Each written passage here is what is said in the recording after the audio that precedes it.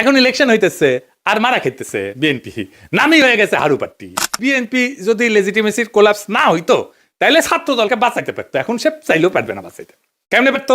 প্রথমে ছাত্র দলকে বিলুপ্ত করে দিতে হইতো, থেকে লাভ নাই, কারণ দল তো নাই, সমর্থন নাই, রিক্রুটমেন্ট নাই, থেকে লাভ কি? ভোটে দিতে না হারু পার্টি। তাইলে এটারে বিলুপ্ত কইরা সবাই রে বৈষম্য বিরোধী ছাত্র সংগঠনে একীভূত করতে হইতো। এটা হইলে বৈষম্য বিরোধী ছাত্র সংগঠনের সবচেয়ে বড় স্টেক হোল্ডার হইতো ছাত্র দল থেকে আসা লোকগুলা। বৈষম্য বিরোধী ছাত্র সংগঠনই হয়তো বিএনপির গণছাত্র সংগঠন।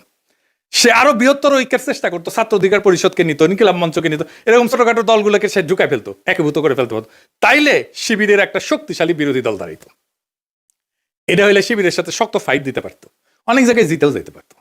আর যে রিক্রুটমেন্টের গ্যাপ তৈরি হয়েছে সেটা পূরণ হইতো, কারণ এই বৈষম্য বিরোধী ছাত্ররা তো ছাত্র দল করে না, এরা তো নতুন তরুণ, আরো তরুণ, এরা ঢুকতো, তাইলে তার গ্যাপটা পূরণ হইতো। এখন ইলেকশন হইতেছে আর মারা খেতেছে বিএনপি, নামই হয়ে গেছে হারু পার্টি।